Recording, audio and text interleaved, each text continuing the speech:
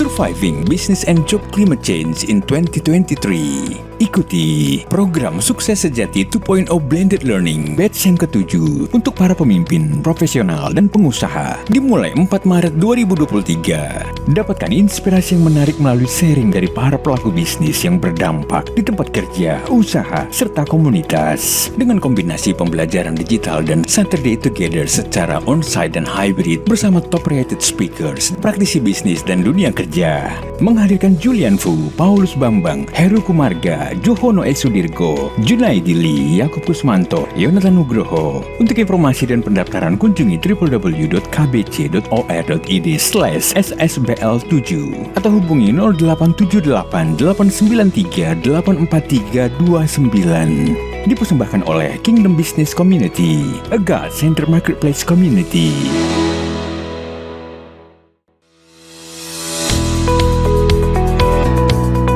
Coba kita evaluasi dulu sambil merenungkan bahwa Lead2Bless itu aplikasinya sekarang berat karena dunianya sudah sangat berbeda. Tapi bukan berarti mustahil yang harus dilakukan. Sebagai pengejawantahan dari Lead2Bless Leader, memandang orang sebagai human dan bukan sebagai resources. Yang pertama, harus berani empower. Empowerment versus being in control. Kalau kita percaya karyawan kita itu benar, ini harus berarti empowerment. Right empowerment. Kalau Anda tidak empower your employee, makanya karyawan Anda akan lost control. William, ini contoh bagaimana membuat Astra itu value-driven corporation. Yang berikutnya adalah kalau kita mau bicara soal memberdayakan manusia, kasih mereka kesempatan untuk berani jadi champion-champion. Sekarang aplikasinya kayak gimana? Aplikasinya seperti apa? Kita hidup sekarang bukan di area-area yang biasa loh. Kita sedang hidup di area yang berbeda. Yang saya sebut dengan a new digital metaverse. Jangan berwah kok metaverse. Enggak. Ini soal waktu bahwa akan terjadi yang seperti ini. Dan sekarang udah ke arah sini. Kemarin di B20 Bali, wah ini persaingan benar-benar digital dan metaverse. Makanya kan ada stream soal untuk literasi digital. Belum pernah di dalam G20 aspek digital ini menjadi salah satu pilar pembicaraan paling menarik. Mengapa? Setelah COVID, digital ini jadi luar biasa kecepatannya. Dan Anda harus tahu, hidup di area digital membutuhkan kita gaya Lead2Bless Leader empatisnya berbeda. Nggak bisa yang lama. Ya, apa itu? Lihat tuh. Digitalization ini akan masuk to create digital universe and metaverse. Jadi benar-benar semua akan jadi satu kesatuan, universe. Ya, lihat tuh, Pak Jokowi bilang sekarang kita kalau pergi ke negara Thailand, Singapura, Malaysia, Filipina, tidak perlu cari uang lokal. Pakailah uang rupiah. Tidak perlu ke Singapura, harus punya Singapura dollar. Dengan QRIS bersama, dengan itu otomatis convert. Bayangin, ini terjadi di ASEAN nih. ASEAN akan mulai, dan begitu ini kejadian, kita jalan kemana saja, nggak usah mikir apa-apa. Nggak usah takut, kita ketahuan bagaimana nanti foreign exchange. Itu sudah terjadi otomatis foreign exchange-nya, itu terjadi harian sehingga Anda mau hari ini convert seperti sekarang ini baru terjadi di hotel-hotel. Anda mau pakai rupiah atau enggak? Nanti kadang-kadang harganya jadi dimahal-mahalin. Ini enggak. Ini real pakai QRIS.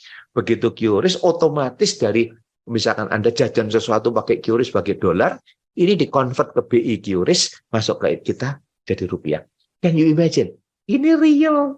Kita itu negara kita hebat. Dan negara kita salah satu yang terhebat di dunia dengan menyatukan semua QRIS menjadi satu. Ya, semua itu yang lain di China aja Anda harus punya 2, WeChat Pay atau Alipay. Di Amerika setiap kita punya mau Amazon, mau Apple. Tapi di Indonesia apapun banknya, apapun credit card, whatever, kita bisa beli pakai semua satu QRIS. Nanti di-convert. Kamu pakai apa? Your bank, pakai GoPay, pakai gini semua. Ini luar biasa Indonesia. Makin saya kan mempelajari ke Amerika, ke sana, Indonesia luar biasa. Dan ini akan terjadi. Dan ini akan terjadi semua. Jadi cara manage kita berbeda. Termasuk Industrial Revolution. Sekarang kita bicara 4,0. Kita akan masuk 5,0. Di mana benar-benar robotik itu sudah nggak akan karuan. Nah, kita tahu nggak? Ini akan terjadi besar-besaran. Semua harus bicara soal robotik supaya kompetitif. Karena persaingan tambah sempurna. Kompetitif, robotik, kompetitif, robotik, kompetitif, robotik. Kenapa kok Cina tidak bisa dilawan oleh banyak orang? Karena paling murah. Karena paling murah, Industrial Revolution dari bahan sampai proses paling bagus. Jadi mau ngelawan Cina susah. Apapun made in China. Oh, Apple pun made in China. Kok gitu kan? Kenapa? Karena terjadi seperti itu. Ini yang kita bilang. Nah, kemudian bagaimana dengan global connectivity? Global connectivity, kita udah tahu akan jadi global connectivity kemana-mana nih. Jadi kita harus menyadari di kantor kita manage anak buah kita harus aware. Global connectivity dulu nggak pernah mikir, sekarang harus biasa work from home, work from anywhere. Ini harus jadi kenyataan. Ya, kita nggak bisa ngelawan yang ini. Ya, kemudian apa? Wah, kalau bisa segala sesuatu dikerjain in-click dan in-frame. Ya, semua kalau bisa kirim pakai WA supaya bisa in-click. Bayangin, kirim file-file pakai WA, nanti pakai WeTransfer, semua bisa kerja pakai dengan laptop atau mungkin nggak laptop malah dengan handphone. Makin lama in-click. Yes atau nggak mau transaksi besar pakai in-click. Saya misalkan kalau di kantor mau approve tanda tangan pembelian apapun, cuman one click, nggak usah pakai tanda tangan setuju gitu dulu duit keluar gitu kan ya. Teknologi akan kita menyadari loh, teknologi ini akan the work and the life. Nah, every one of us yang ada di sini harus tahu inilah fakta-fakta. Dan juga all share ekonomi ya is a decade faster kok di sini. Ya, semua akan share ekonomi, nggak ada orang yang bisa mampu sendiri. Kemarin kayak di G20 mereka menyadari kolaborasi. Bagaimana membuat Indonesia supaya tidak pakai batu bara terus, akan disalurkan $200 billion kalau bisa mengganti semua batu bara menjadi new economy. Kan you imagine, kenapa kok yang lain concern ya? Indonesia mikir batu bara. Kok sampai mau keluarin duit sekian banyak untuk Indonesia? Kenapa? Karena Indonesia bagian dari dunia yang kalau nggak di batu baranya top dengan dunia. Nah, ini artinya apa? Shared ekonomi negara. Termasuk terakhir loyalty itu not by brand, tapi quality, speed, dan youth. Ini adalah fakta-fakta yang harus kita lakukan waktu kita mau menjadi lead to bless leader. Ini yang akan dihadapi oleh anak-anak kita. Makanya saya nggak mau bicara teknis yang ada di buku. Anda bisa baca soal poin-poinnya. Tapi saya mau aplikasi dari buku itu. Bagaimana kalau kita melakukan ini? Bisa nggak? Anda mau jadi lead to bless leader, Anda harus punya digital mindset yang harus dilakukan sebagai pengejawantahan dari lead to bless leader, memandang orang sebagai human dan bukan sebagai resources. Yang pertama, harus berani empowerment versus being in control. Kalau kita percaya karyawan kita itu benar, ini harus berani empowerment. Saya melakukan inovasi, improve. Ayo, orang-orang bisa inovasi dong. Orang-orang bisa melakukan segala macam dong. Dan berani melakukan disruption. Ajak karyawan-karyawan kita ke seluruh dunia. Ajak karyawan kita untuk poin ini. Saya masih waktu dalam setelah sama Gojek pada waktu itu. Dengan Mas Menteri sekarang. Tapi kita mau bicara sesuatu yang different. Ya, drive empowerment. Kalau Anda tidak empower your employee, makanya karyawan Anda akan lost control sama kedua. Yang kedua yang jangan lupa adalah inspire through purpose. Ini nggak bisa nggak. Kalau tadi human harus diinspirinya dengan purpose, value, build to bless value. Itu yang mereka pengen melihat kita bisa nggak jalanin value kita. Jalanin value kita. Sekali lagi, kita bukan manusia sempurna. Pasti ada up and down yang tadi. Even di dalam grafik up ada. Tapi mereka tahu purpose dan value-nya besar. William, ini contoh bagaimana membuat Astra itu value-driven corporation. Nah, Anda waktu itu bless value. Yang kasih contoh, kata Paulus, lihat aku. Contoh aku banyak. Contoh aku loh, inspire to purpose value yang saya jalanin. Berani nggak kita berkata kepada anak buah, lihat aku, lihat aku. Ini arti inspire. Yang berikutnya adalah tidak bisa kalau kita mau bicara soal memberdayakan manusia, kalau kita bicara soal melakukan sesuatu mengenai manusia, kita bicara champion. Kasih mereka kesempatan. Ini saya kasih kesempatan. Grow champion. Ayo kasih kesempatan. Kamu jadi pemimpin ya. Kamu jadi co-founder. Kamu jadi ini. Oh, kamu sebagai co-partner. Whatever. Kasih mereka kesempatan untuk berani jadi champion founder. Ini begitu banyak list startup yang kita hasilkan dari karyawan kita. Pertanyaannya, Pak Paulus, apa semua yang di list ini jadi? Enggak. Ternyata ada yang 2 tahun gugur, ada yang 3 tahun gugur, ada yang 6 bulan gugur, tapi ada yang terus maju. Tapi poinnya adalah bukan soal gugur dan maju. Sebagai seorang pimpin, yang membedakan kita dengan yang lain harus berani grow the champion. Nah setelah itu apa? Lagi-lagi, kita berani selain grow the champion, yang berikutnya culture of sharing. Ayo dong, sering kerjasama, harus dong sering bersama-sama. Kita sebagai seorang leader nggak bisa bicara soal masing-masing silo. Nah inilah lead to bless leader. Di dalam pola pikir ini harus bisa menjadikan semua organisasi bicara soal sharing. Kalau kita punya hati sebagai seorang leader dan human, maka ini akan jalan. Karena mereka seorang human, teach them to think on why question. Jangan diajarin what. Ya, nanya why. What itu pekerjaan mereka. Jadi tugas kita memberikan kepada mereka sesuatu yang teach them to think. Kemudian kita harus berani melakukan apa? Oh, pikirkan ahead vector mindset. Artinya apa? Jangan mikir hari ini. Ayo mikir yang berikutnya dong. Sebagai seorang tim, anak buah, saya ajak mereka ya. Kamu mikirkan defend ya, berarti kamu defend tim. Ada tim yang mikirin extend, berarti kamu extend tim. Ada yang mikirin transform, berarti kamu transform tim. Kita harus understand tim kita. Pak Bro, saya cuma belum banyak kok. Ya nggak apa-apa. Ini kan saya bilang secara konsep. Jadi kita harus tahu bagaimana memanfaatkan teman-teman kita sesuai dengan talenta mereka itu dengan cara-cara yang baik. Dan akibatnya ini bisa akan lead exponential result. Percayalah, kalau kita fokus kepada masing-masing orang sebagai pribadi manusia, tahu talentanya, kita tempatkan sesuai dengan talentanya, dan kita manage dengan 7 cara ini, maka ini bagus. Karena 7 ini sangat penting sebagai praktek dari lead to bless ini. Bagaimana kita drive empowerment? Bagaimana kita being control? Is being control is your daily style enggak? Kita sukanya kontrol, nggak percaya sama orang. Oh, saya belum berani ngelepas, kalau melepas bahaya. Ya boleh sekali 2 kali.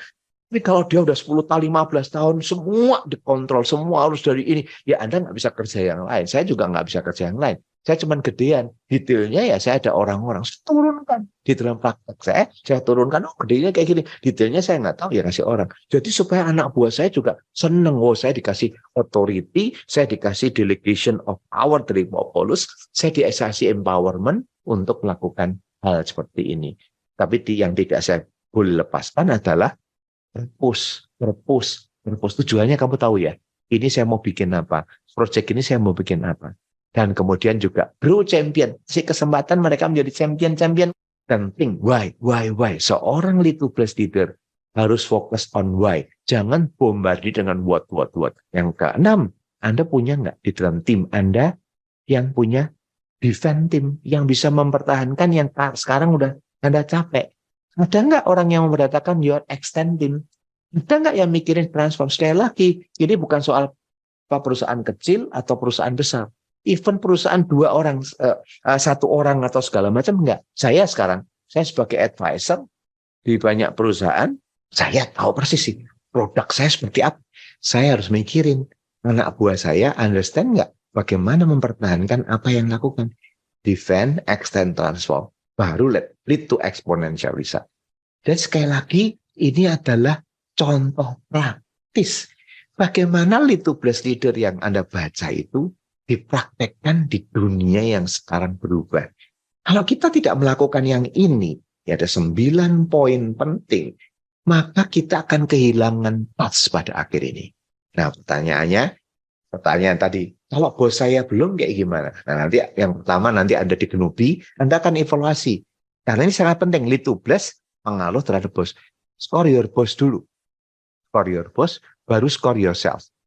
setelah Anda score your boss, score yourself, nanti Anda bisa lihat, jadi saya maju atau tidak kayak gimana.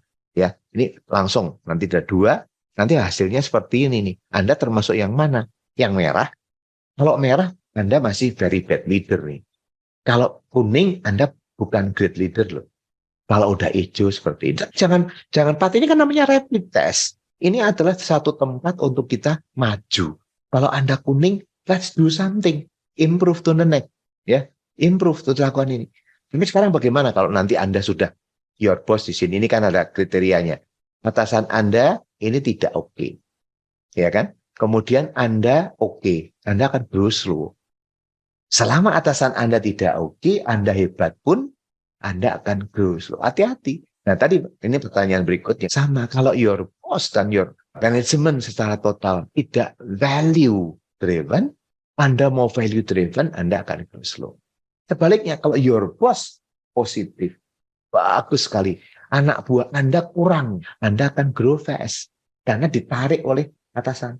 Yang paling berat sudah atasan Anda jelek, ya Anda akan go astray semua ini. Jadi ini kembali satu gambaran bahwa kita di dalam lead to bless ini sangat pengaruh karena pattern klien. Dan itu sebabnya kita harus memilih. Makanya kalau kita salah pilih guru, ya kita jadinya akan berbeda. Itu sebabnya hari ini coba kita evaluasi dulu sambil merenungkan bahwa lead to bless itu aplikasinya sekarang berat karena dunianya sudah sangat berbeda. Tapi bukan berarti mustahil. Oke, pertanyaan pertama gini Pak Paulus. Kalau kita sudah tahu ya nanti leadership kita stylenya seperti apa, misalnya Pak Paulus dreamer, arsitek gitu ya. Kemudian kita cek anak buah kita. Ternyata tipenya itu tidak sesuai yang kita harapkan. Misalnya sama-sama dreamer misalnya gitu Pak. Apa yang harus dilakukan? Apakah harus dirubah? Apakah mungkin merubah orang yang dreamer itu kemudian menjadi arsitek misalnya gitu? Atau jadi builder, apakah mungkin? Jawabannya gampang, nggak mungkin. Gini, kita itu harus sadar bahwa itu God's given gift. Kita bisa ngerubah yang kelemahan kita menjadi minimum requirement. Tapi yang menjadi strong point kita dari 7 itu udah God's given. Kita justru kembangkan talenta yang Tuhan kasih yang strong point. Ya kan? Kalau saya bilang kalau weak point jadi strong point itu mustahil gitu. Ya, nggak bisa. Jadi menurut saya jangan coba merubah apa yang sudah digariskan Tuhan. Tapi yang strong point itu dijalankan. Kalau mereka dream, ya jangan jadiin arsitek enggak. Tapi cara kita ngasih kerjaan kepada bawahan kita. Kalau ternyata saya setelah melihat kayak gini banyak tadi justru banyak di klien saya gitu. Itu kan pantas saya sering ribut ya. Pantas ya karena kamu tuh dreamer, saya kasih tahu, kok malah kamu saya kritikin. Kamu tuh dreamer kalau rap. Kita selalu bilang down to earth ya. Kamu tuh jangan ini ngambang-ngambang ya. Kamu tuh ngambang-ngambang down to earth. Udah. Nah, ternyata saya tahu tuh kamu dreamer. Jadi kalau saya suruh down to earth, malah nggak bisa. Malah orang pimpinannya yang operator. Kita selalu ngomong, dia kurang strategik, kita sekolahin ke yang lain deh. Kamu berpikir strategik dong, mikir kok kayak gitu terus kok. Mikir yang strategi dia. Lah, itu juga stres. Karena apa? Ya masing-masing enggak. Makanya kita harus bisa menempatkan. Nah, ini yang terjadi banyak atasan salah. Yang dreamer disuruh down to earth, yang operator disuruh strategik.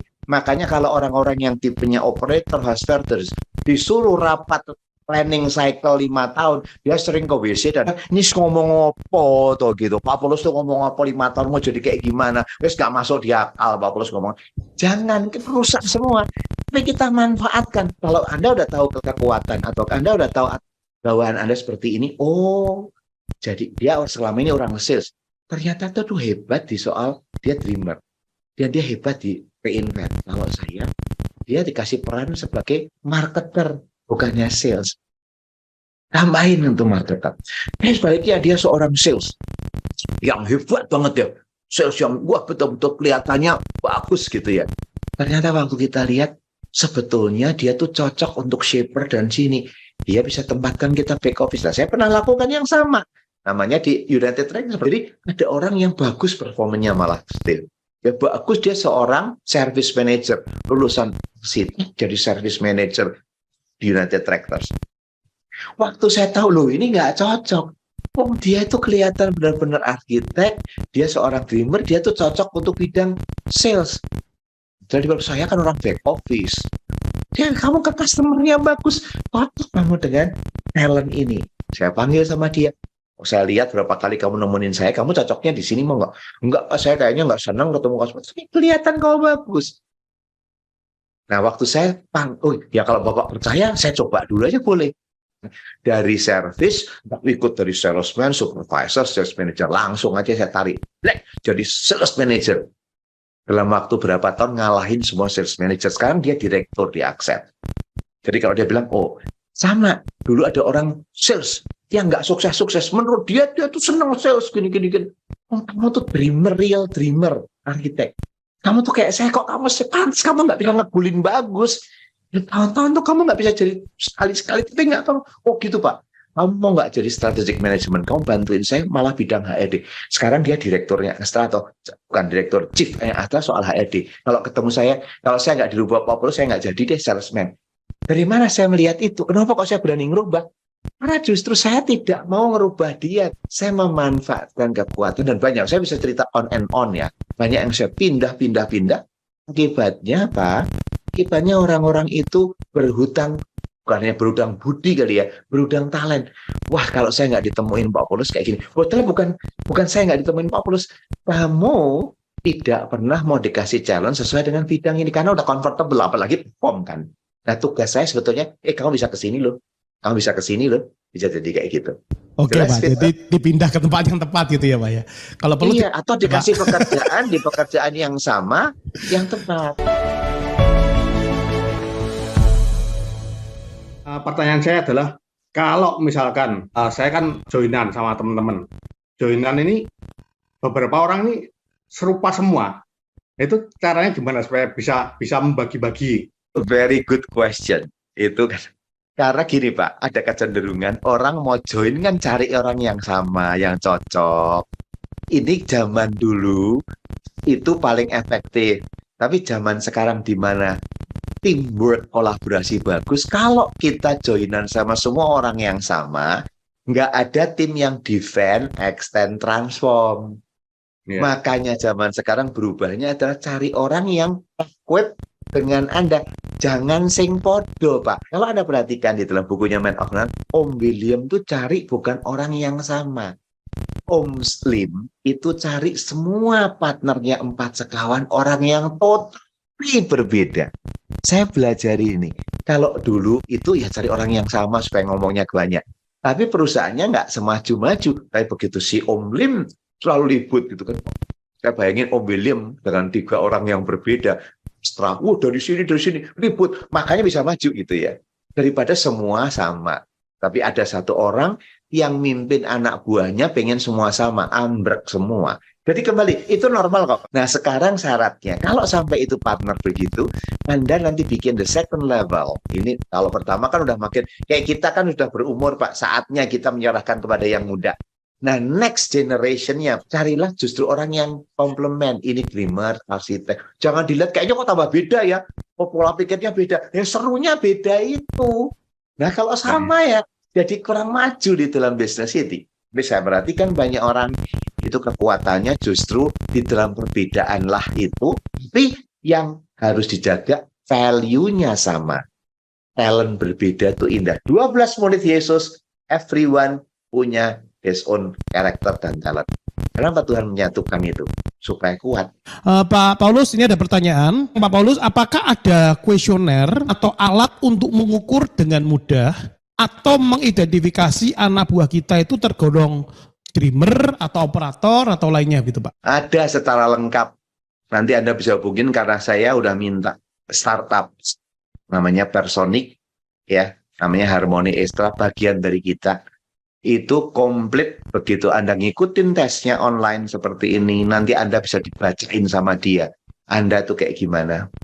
Jadi ini yang sudah saya kembangkan di perusahaan-perusahaan, ada di Personic. Tapi justru saya menciptakan ini supaya apa? Karena makin kalau di perusahaan kan harus makin scientific kan. Ini dilakukan dan analisanya, kemudian juga nanti analisanya Anda akan makin dapat tajam, bukan hanya soal dreamer, tapi detailnya akan diberikan sesuai dengan talenta itu. Ini menolong kita Kalau mau tahu lebih detail ya, karena buat perusahaan yang saya bantu, ini menentukan individual development plan dan individual career plan. Ini programnya aja kalau di perusahaan yang saya bantu itu, yang Litublas ini 12 sesi, setiap sesi 3 jam. Kemudian shifting up 12 sesi, dari 6 bulan nih, 2 minggu sekali. Anda bayangkan 2 minggu sekali harus dievaluasi, kayak itu akan menghasilkan. Kalau membangun Litublas leader harus ada komitmen. Tes-tesnya semua ada di sana ya. Kita juga ada program ya Pak yang Litublas ya Pak ya. Mungkin bagi teman-teman yang nanti memperdalam tentang Litublas ini, di KBC ada program Litublas yang nanti kami akan informasikan, kita bisa belajar lebih mendalam lagi. Saya ingin tanya begini Pak, nomor 1, apakah kalau sebagai pemimpin di satu perusahaan atau mungkin bisnis ya, apakah memang harus tipe dreamer ataupun builder ada di dalam dirinya? Dan nomor 2, korelasinya begini Pak, apabila satu tim yang kita punya nih saat ini, itu nggak terlalu beragam, jadi kurang lengkap, tetapi dalam kondisi saat ini kita tahu bahwa perusahaan ini mungkin kalau untuk mengambil orang atau merekrut orang dari luar ini belum, kapabilitasnya belum mampu. Itu apakah ada strategi sendiri atau bagaimana Pak Paulus? Terima kasih. Oke, sekali pertanyaan bagus deh.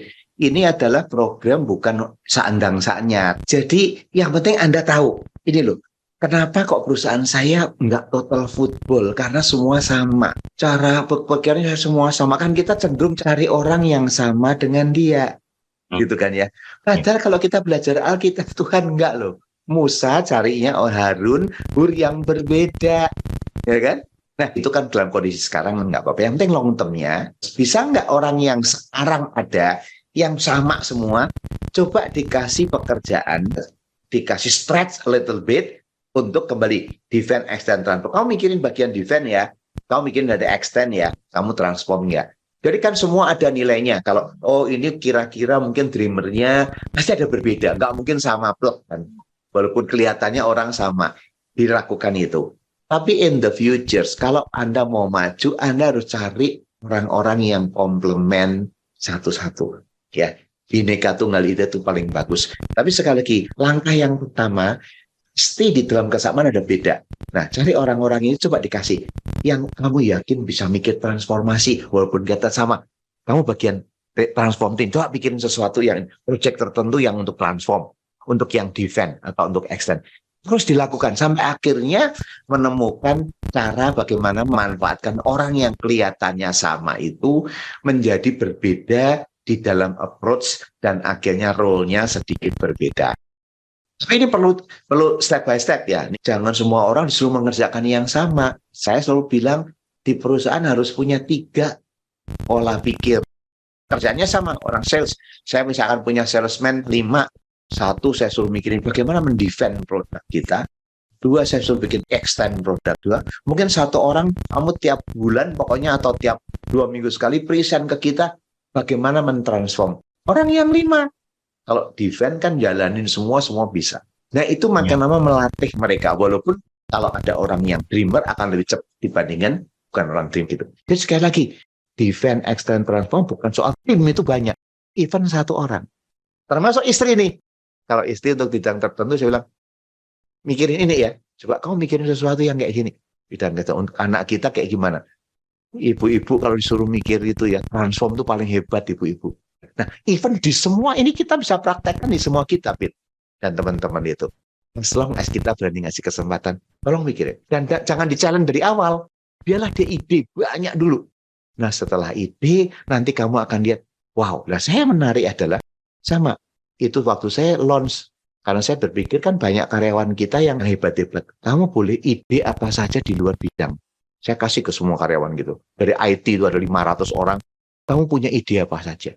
Bisa muncul banyak ide. Itu sebabnya seberapa banyak orang yang kamu punya. Mau 1, mau 2, mau 3. Si kesempatan dia mikir, jangan diintervensi. Coba mikirin ya, perusahaan kita ini atau cara jualan kita yang menurut kamu terbaik kayak gimana. Tugas kamu itu mikirin. Nanti dia akan muncul sesuatu yang lain. Kaget dibandingin semua si kesempatan yang orang yang sama ya mikirin kayak gini ya. Namun tugas kita jadi kayak dosen pembimbingnya, di talent saja. Itu akan jadi bagus.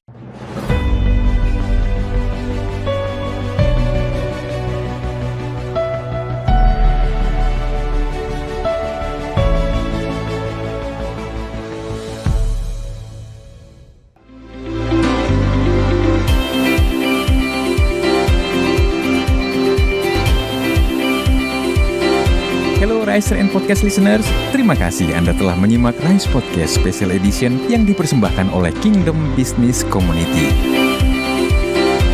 Harapan kami setiap episode Rise Podcast dapat menginspirasi Anda untuk terus mengalami transformasi dalam melakukan bisnis dan profesi Anda untuk tujuan yang mulia, membangun bisnis melalui manusia dan membangun manusia melalui bisnis.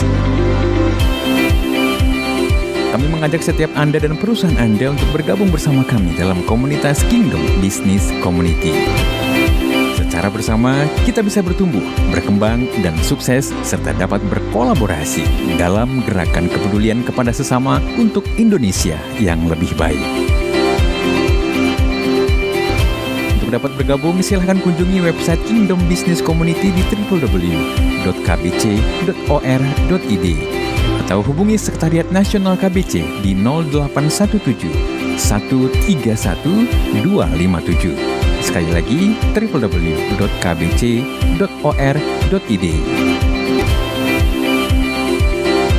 Rise Podcast Kingdom Business Community. We podcast with heart. Sampai jumpa.